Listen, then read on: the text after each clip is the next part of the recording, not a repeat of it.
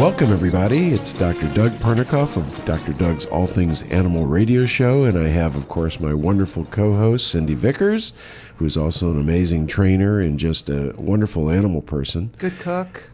I'm trying. And we have a very special guest today. We told you last week it was going to be special and a surprise, and we have someone here who's been a friend of mine for a number of years, and her name is Marian Brickner. And she is many things, but foremost, she's an amazing artistic animal photographer. So, you know, a lot of people, as a veterinarian, I've run across so many people that claim to be pet photographers, and there's just something always missing in my mind. But when I started seeing some of Marian's work, I was just like overwhelmed with what she's able to produce. And she's kind of, I'm going to say this as lovingly, that you're kind of quirky and different than the average pet photographer. Plus, she's extremely intellectual, which makes it very, very interesting for me. So, well, let me read you a quote. This is from Richard Milner from the American Museum of Natural History, and he says this about Marian. She does not photograph generic species, but creates portraits of individual animals, each with its distinct and recognizable personality. I think that is... It's pretty impressive. A giant compliment. Yeah, whoever he is. So Richard originally contacted me for a book he was producing on Darwin's explanation of animals from A to Z. Oh, okay. And he heard about me from his friend Ian Tattersall, who was a director of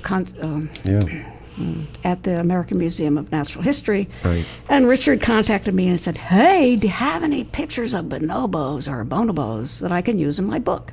And I said, of course. And that was the beginning of that? That was the beginning of a great friendship. Wait a minute, bonobos or bonobos, which is it?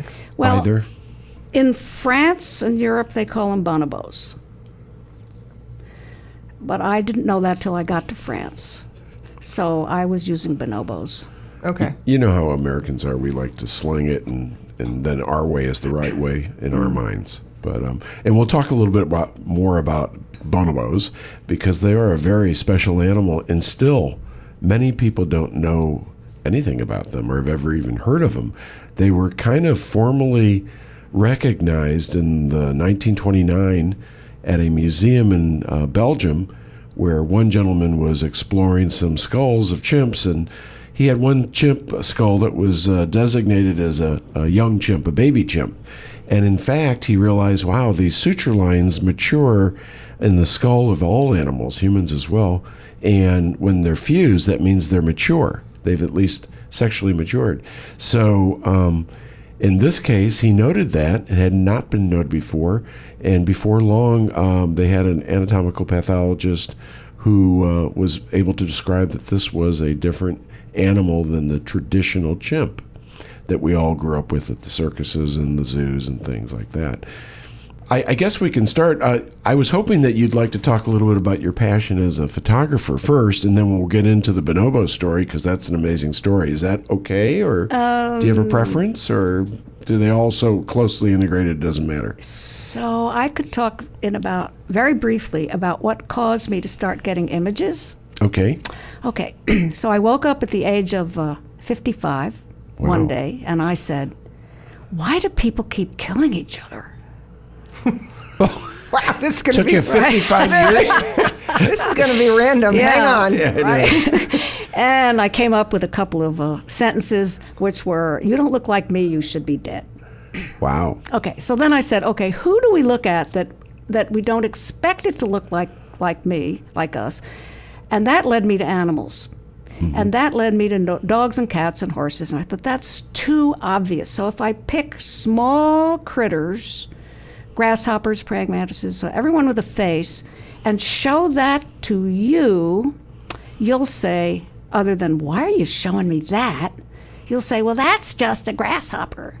And I was hoping that when you look at that and identify it as an individual with an actual life, that you would identify the next person you looked at as somebody with an actual life and cause a split-second perception shift and be nicer.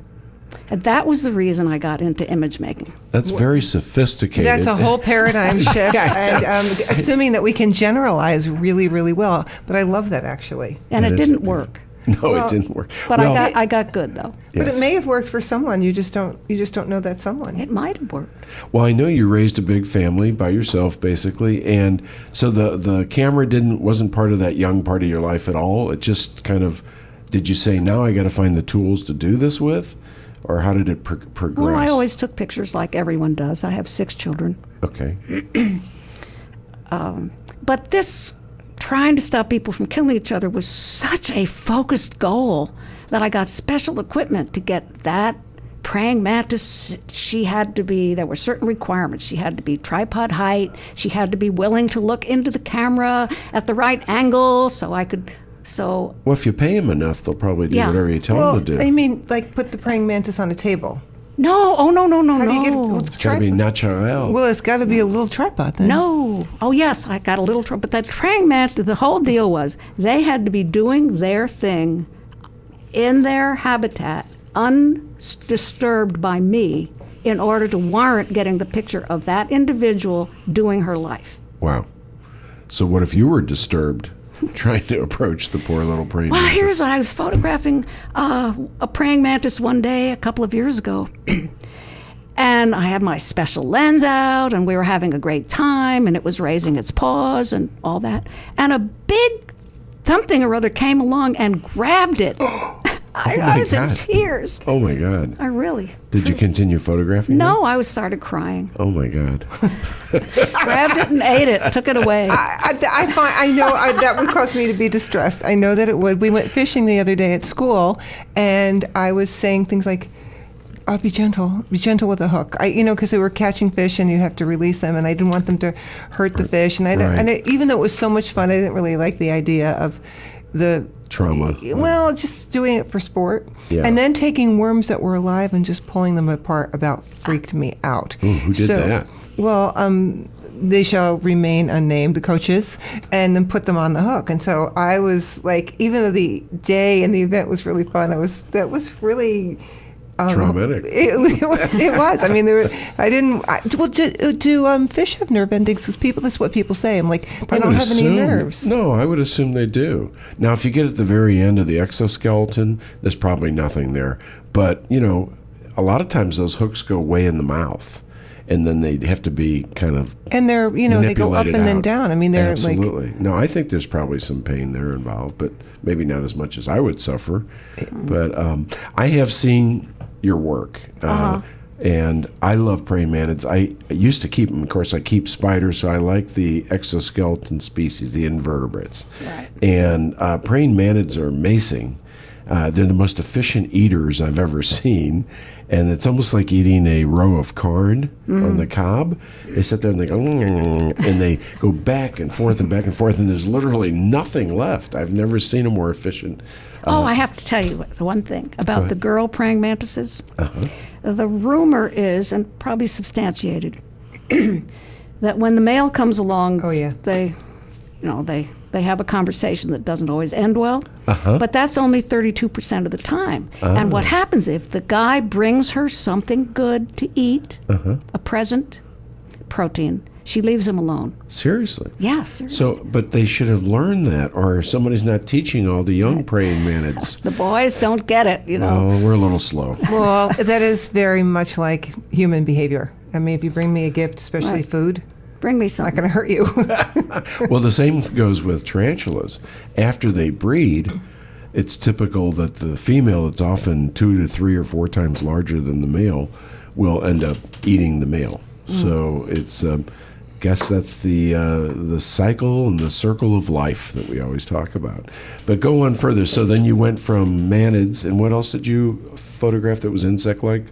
Anything with a Grasshoppers? face. It had to have an actual face. Oh, okay. I wanted to photograph water striders looking into the camera. Okay. It took me a year. I went to creek beds. Water striders, they're very little. And Yeah. they have no interest in looking into the camera, and they're very busy. So I couldn't get the picture, and I actually wanted to get mating water striders looking into the camera. So I finally dug a big hole in my backyard and put a little liner in there and took some water from a creek bed and poured it in there. And sure enough, there was a mating pair of water striders in that. They materialized. And they... A mating pair. You didn't take Yes. a picture of that, did you? Yes, I did. Oh, my that's God, rude. that's and guess horrible. what? Oh, my gosh. Guess what? The guy is smaller, and he has to stay on there for 24 hours. Lucky. Yeah. Now I'm jealous. And she, being a woman, has things to do. Oh. Really? Exactly. She cannot just hang around and wait for him, for 24 hours. I checked this out with the water strider biologist and so forth.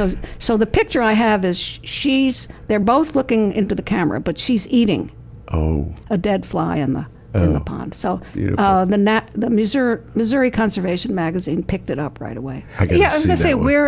it sounds like these pictures have a place then to go. I want to allude to something she said right before we were on the air. She said when she goes to take a picture, she just does not go out and then she sort of flung her hands and her head around about what she doesn't do this sort of willy-nilly stuff. She has to know exactly what, correct me on this, Mary. Premeditated. Exactly what kind of lens she's going to use and exactly what kind of image she intends to get. So she is really on a mission with a specific purpose. Plus, Exactly. lighting is important too, right? So I'm not a photographer anymore. I used to be kind of one.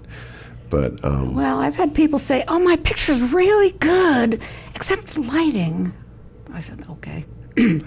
they've said that about your work. No, about their own. Oh, their own. I'm a photographer. I say, "Oh, really? Tell me about it." Well, I take these pictures but the lighting isn't quite right. Oh, okay. So What do you say to that, Mary? I besides, try not to okay? get in those conversations because I just What were you thinking? do you get indignant? I can't. Can you Pay say me. that? Somebody said, "Well, how do you do it?" I said, "Well, you have to pay me if you want to know." Okay, how much? I said, "Well, it's enough for my time because the light. Yes. The answer is So you're a mercenary, and it was either wartime mercenary or photographic somebody mercenary. did pay me actually." He Oh, said, really? To Yeah, explain really. He it. said, "I really want to know how to get those dog pictures better in the lighting." I said, "Okay, take me to lunch, pay me, and we'll do it." And he Oh, did. see, there, give me the protein. That right back to feeding the her brain again. I know lenses. I've Come taken full her- circle. I've taken her to lunch. She doesn't eat much. Yeah. So, I wanted to marry him, but he was already married. He had. Well, good. what has I'm that giving. got to do with it? I thought he has enough money to pay me to. Oh, yeah, that's true. That's good. just a joke. Okay, I was just going to say, is there? I'm sort of on the bonobo, so let's go back to. We're on the cats and dogs right now, and taking more pictures for everybody. So if you go on her website, and what is it? It's MarianBricknerPhotography.com? Right. Is that right? Okay, so MarianBricknerPhotography.com. The pictures she's got on the left, you have choices of what you can look at, and one it says "Happy Dogs," and you click on it, and these pictures are so much fun and hilarious. I think if you saw them, you would feel the need to have her photograph your dog. And Absolutely. the same thing with cats, because it's not like anybody else taking a picture. I think we go back to this, the Richard Milner quote about, she gets these personalities and these action shots that they're kind of hilarious, actually, right. And there's some dogs lined up, and just that one Dalmatian is turning his head, and it's not just that he's turning his head, he's kind of looking at them like, guys, what is going on here? Why are we sitting here? I mean, I think we should have something on the website where you have to do the captions underneath the Great idea. photographs, because they're so much fun. Well, and also with horses, a lot of people don't do a good job at or they do traditional photographs of horses, and I saw some of the first work I saw, Marian, that was non-bug, turned out to be horses, and then of course I went to one of her shows where she had a cat photographic show. And it was, I love cats, I love all animals, but I have an affinity for cats, and it was just a room full of beautiful photos. Well, it took 6 months. I went to every individual cat's home Uh-huh. with a studio. Oh, you brought the studio to I the brought home. my whole studio and lights and backdrop and everything. How long did it take to take the average picture? 4 seconds. Oh, wow. But the cat, of course, the cat and I had to agree what we were going to do Yes. for her image. So you have to have a way with the animals, too. And I know that her big thing is animal photography, but she took pictures when when I had loosened the leash, and she came to a maximum security facility and took pictures of these boys. And then, while we were doing a lesson, and then she came back and she was showing us all the pictures. And I saw things in these pictures that I had no idea Oh, wow. what was going on. And there was one boy that I told the story about before who didn't talk. And I see this picture, and he's so intently looking at something, and I'm like, I finally said to him, "What in the heck are you looking at?" He said, "I'm looking at you. I was listening." I was like, but again, I missed it. She catches things that happen that you don't even. Absolutely. It's some kind of Well, she's magic. Yes, and she is magical. But we're going to take a quick break. Dr. Doug's All Things Animal radio show with Cindy Vickers and our special guest, Marian Brickner. And we'll be back in just a moment. We'll talk about one of her special passions, which are bonobos or bonobos, and we'll describe who they are. Thanks so much.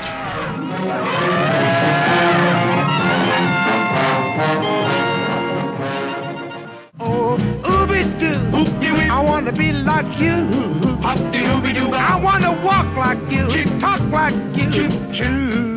Well, here we are, segment 2. We're still visiting with our wonderful guest, Marian Brickner, who is a photographer, animal photographer, and she's going to talk on this session for us, Dr. Doug's All Things Animal. We're going to talk about her special animal passion, and that regards an animal called a bonobo or a bonobo, depending on what part of the world you live in.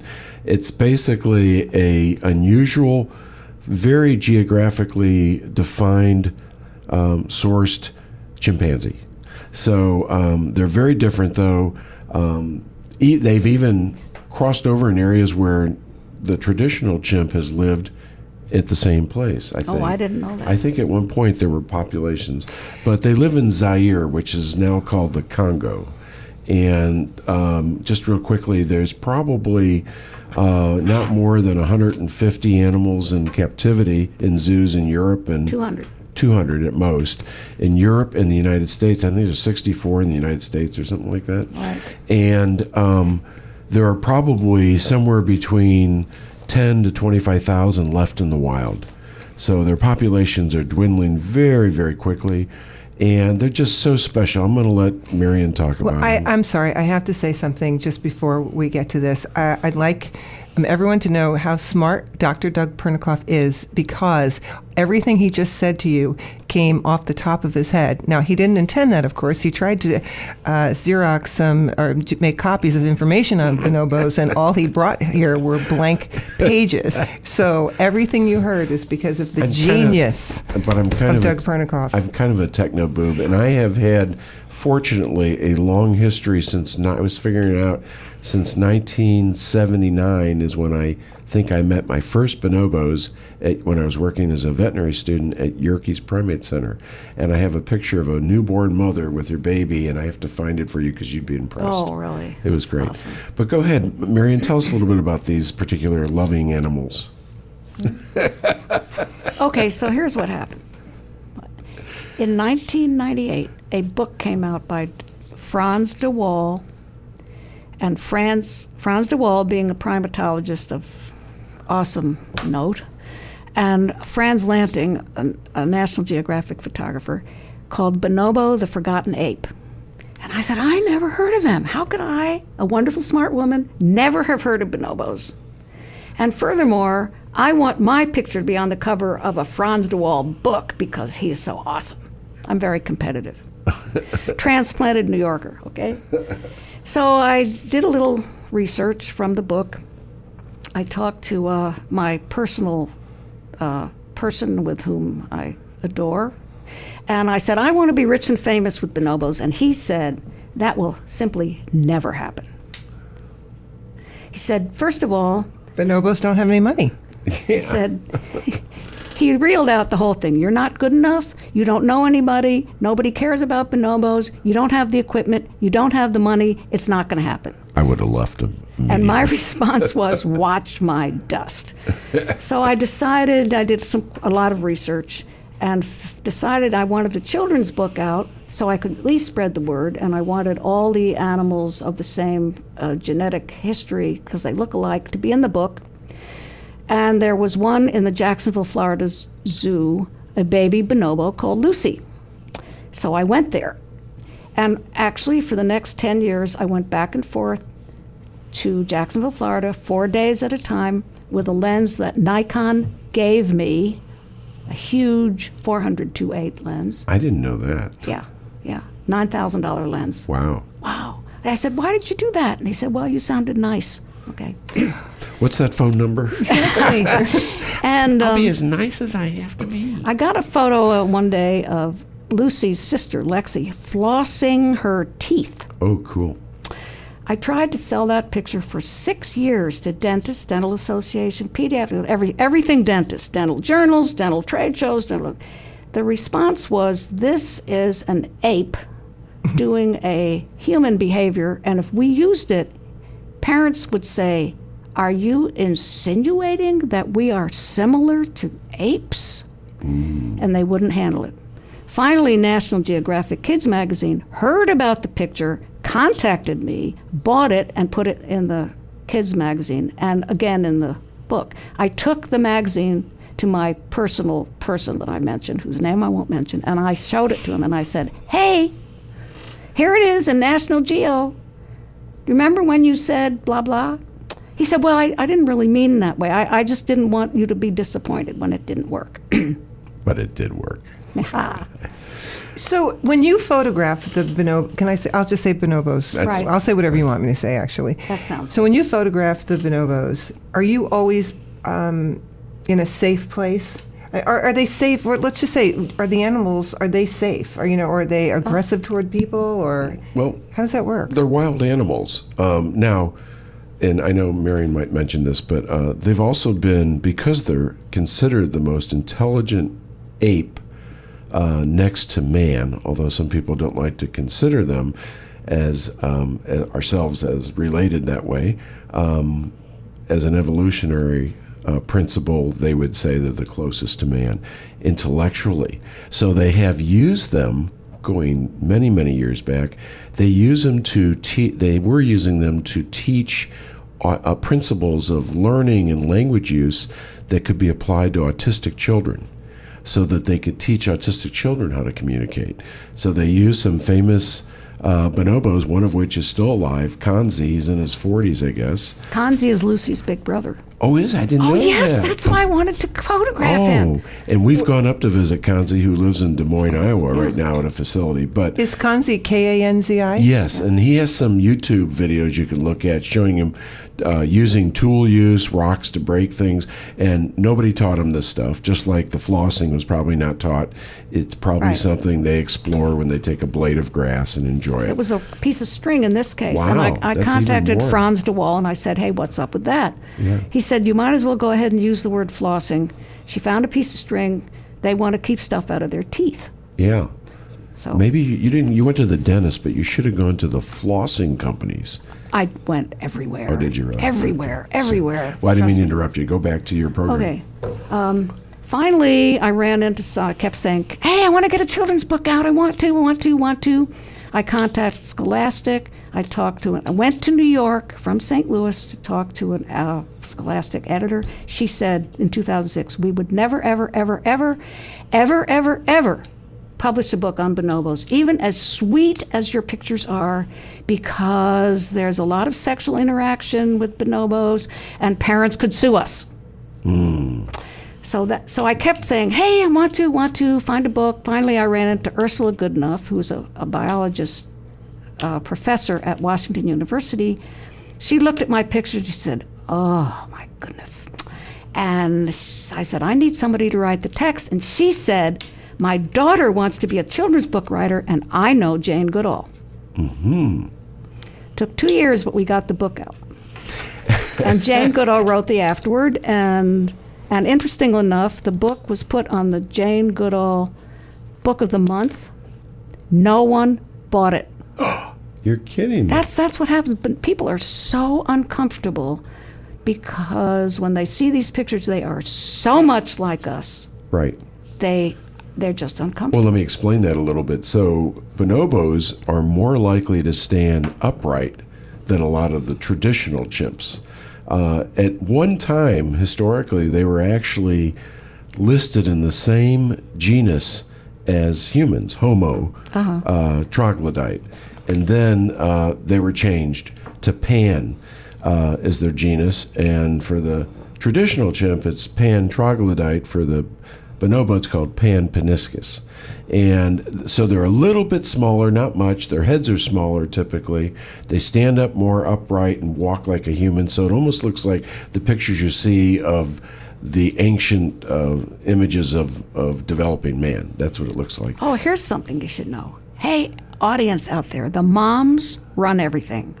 Well, actually, in most primate organizations, we now know, we always talked about the alpha male syndrome, but actually it's alpha females and alpha female groups that select who the alpha male is going to be. So it really is a woman-dominated society, and all throughout primates, and definitely in this in our world. They don't kill each other.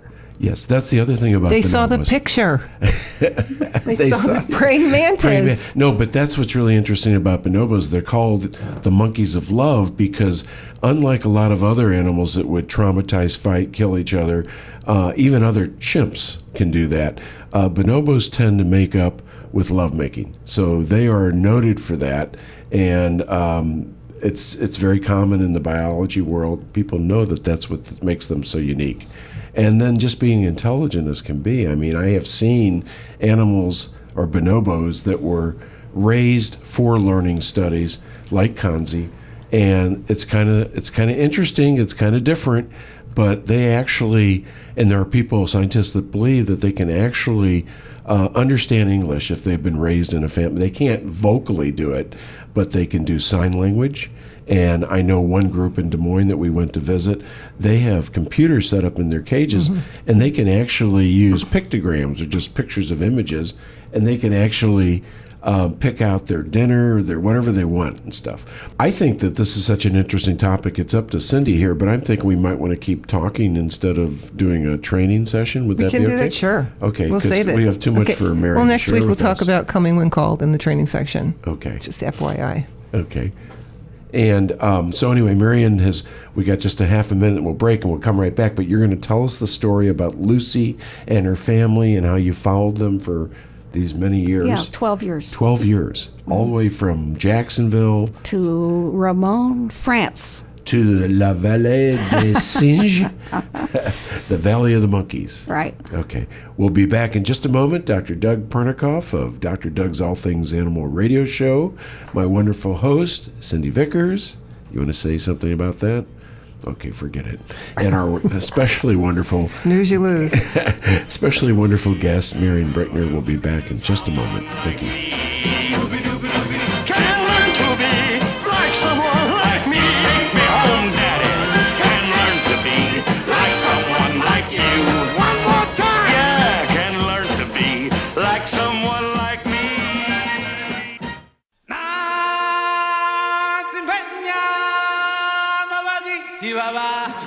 Well, we're back with segment 3, and we were going to talk about a training issue, which we like to do on that segment because of Cindy's special experiences and skill sets. But this is so interesting. We have such a short time, so we're going to continue.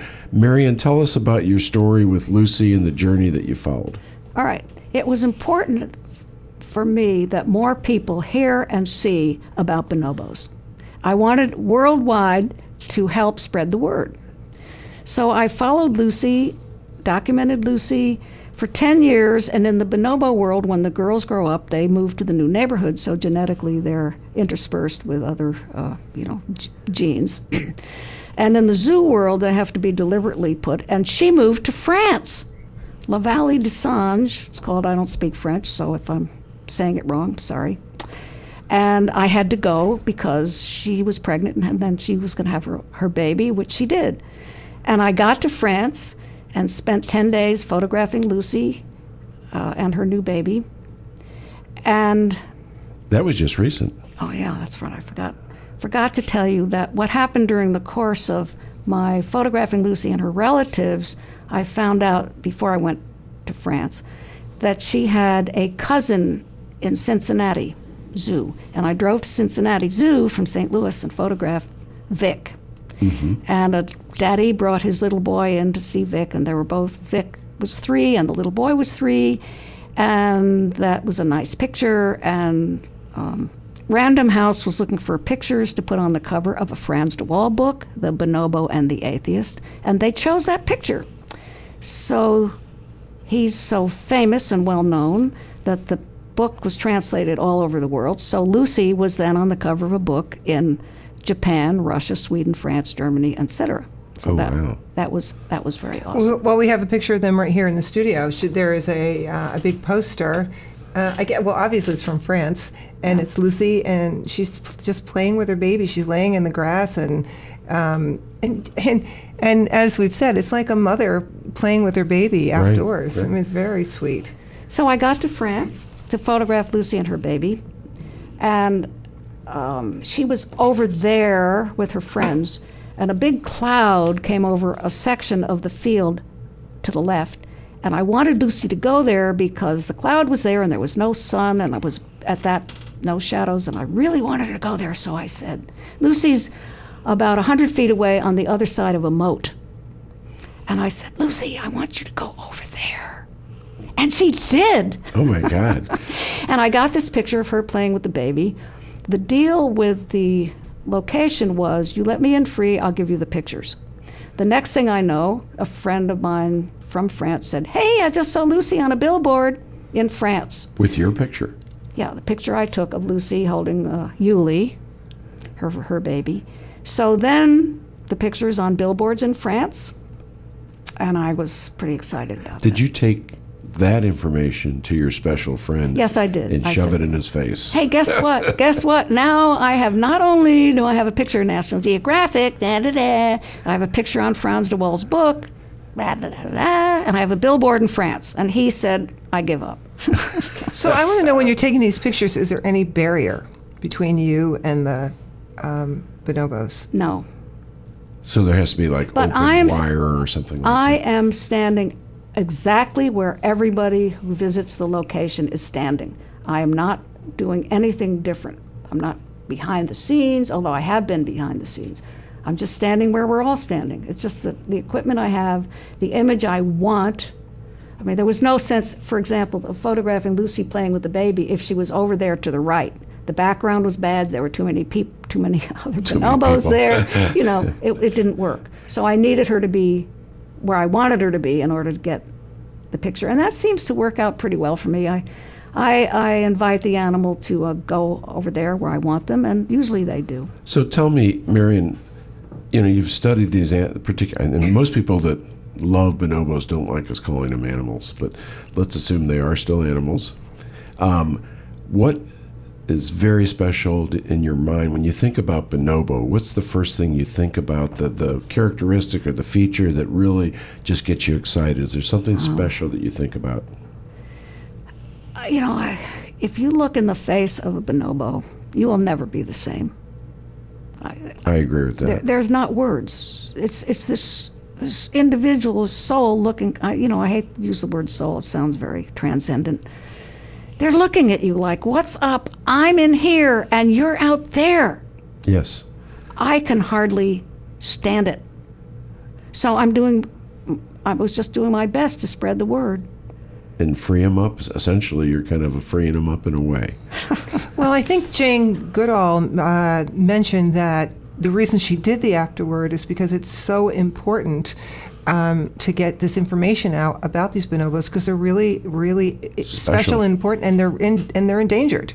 Yes, like so many animals now, and that's the beautiful job of humans. So, but I've worked with Jane too in the past, so I've known her many years ago. It was kind of fun, but yeah, I think she really appreciates these particular animals, and I know she appreciates the work. I don't know if you've ever sent her pictures, but I did, but she's very busy. Yes, she is. They're really tooting her around. So here's one thing. Sure. So the thing about bonobos in the wild is they climb trees. They're in trees.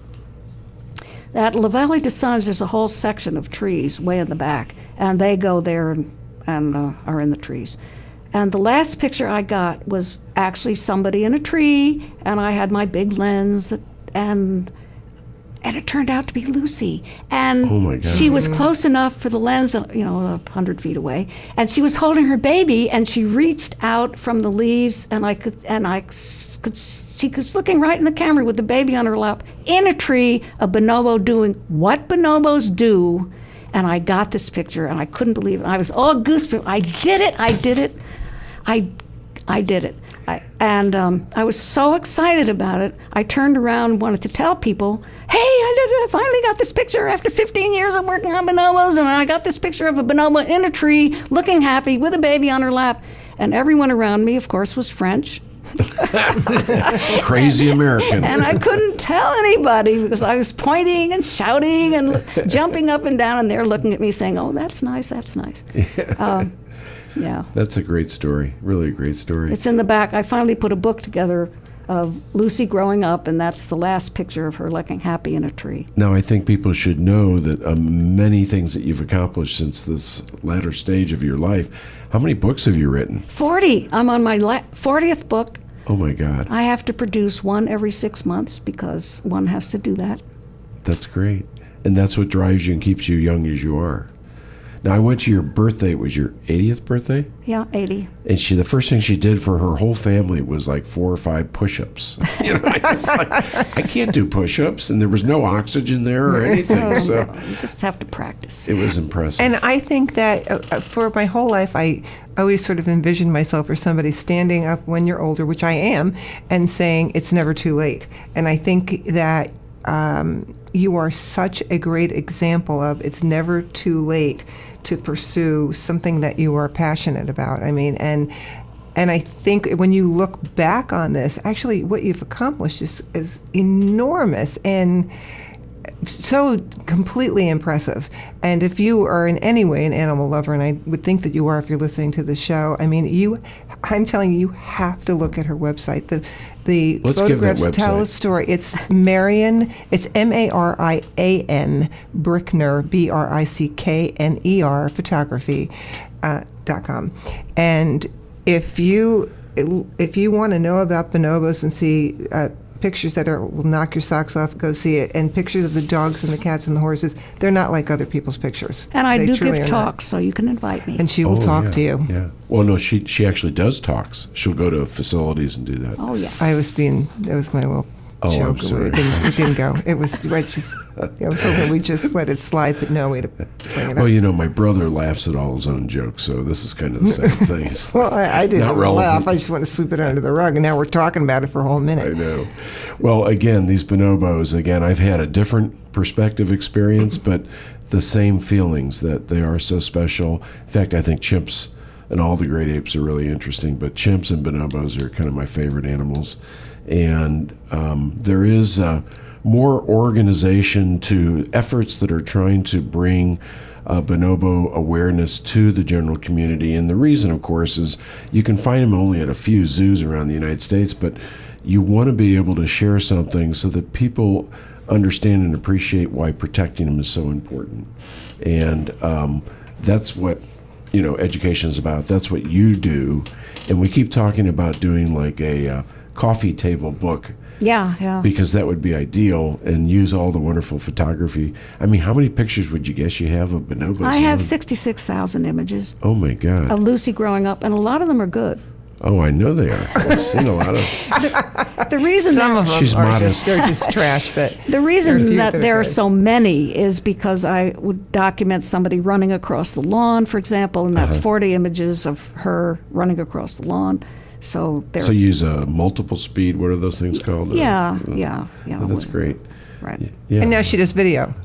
So yes. I would think that if you were, maybe not on the bonobo scale, but if you, were trainers and you have a business where you've got daycare or boarding, and you want to see just how well the animals are treated and how much fun they're having, but you really want to capture it, that might be a thing to do. Get some video, good video. You're very available. I'm And available. I think anybody for that has that. a chance to enjoy and participate, or fortunate enough to have a photo taken by Marian, you will never forget it. It will be so special. And I have a bunch of them that I've kind of stolen from her. But it's been a wonderful relationship, and we continue to do projects together that are animal related. And I'm so happy that you're my friend. Well, I really appreciate being on your show. Oh, it's no You problem. guys are We can- totally awesome. Well, we'll bring you again Thank you. because there's so many topics. I'm not very good, but Cindy's amazing. So we'll be back for our final segment to kind of recap. And just a moment, Dr. Doug's All Things Animal Radio Show, and Marian will be back to say goodbye to you as well.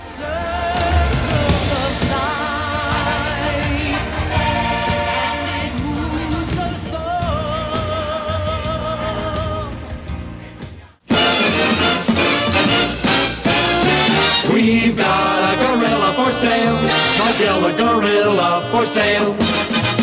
Won't you buy him, take him home and try him, gorilla for sale.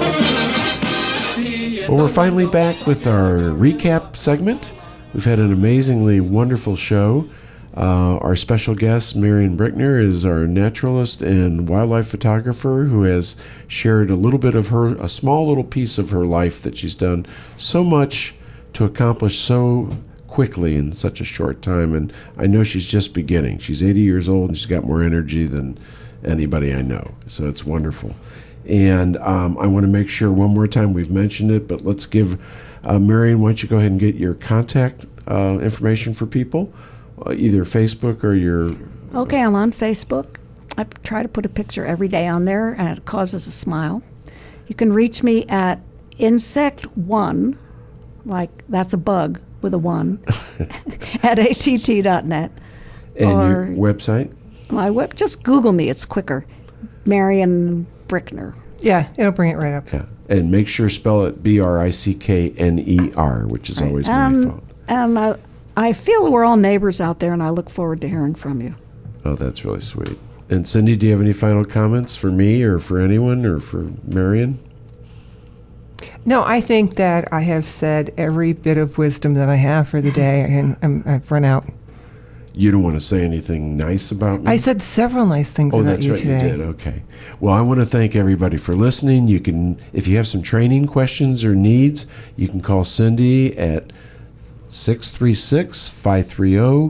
636-530-1808, and that's also the number to our clinic. Or you can look us up at the clinic, Clarkson Wilson Veterinary Clinic, at www.clarksonwilsonvet.com. And we love having had you here today. Hope you learned something. And we'll be back next week to talk about the greyhound industry, the good and bad of it, and what it's become today in terms of rescue. We'll have some special guests there. Thanks again for being here. Marian, thank you. Thank you so much. Cindy, always, I love you. Love you And- back. Thank you, Marian. Thank you, Okay. Cindy. Thanks. We'll see you later. Bye-bye.